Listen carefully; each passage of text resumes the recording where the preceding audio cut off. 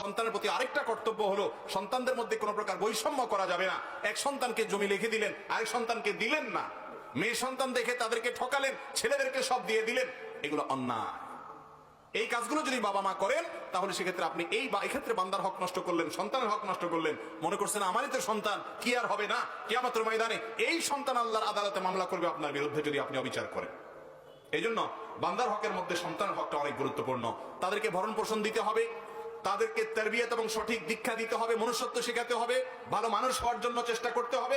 শুধু ভালো স্কুল কলেজে চান্স পাওয়ার জন্য অস্থির হয়ে থাকবেন ছেলে মানুষ হচ্ছে কিনা, নাকি পশুর আচরণ নিচ্ছে, সে আল্লাহকে চিনে কিনা, সে নামাজ পড়ে কিনা, তার ভিতরে ম্যানার্স আছে কিনা, সেগুলো খেয়াল রাখতে হবে। এটা তার পাওনা। যদি আপনি না দেন, কিয়ামতের ময়দানে এই ছেলে নষ্ট হওয়ার কারণে আপনাকে জবাবদিহি করতে হবে, কারণ আপনি তাকে সঠিক পথ দেখাননি।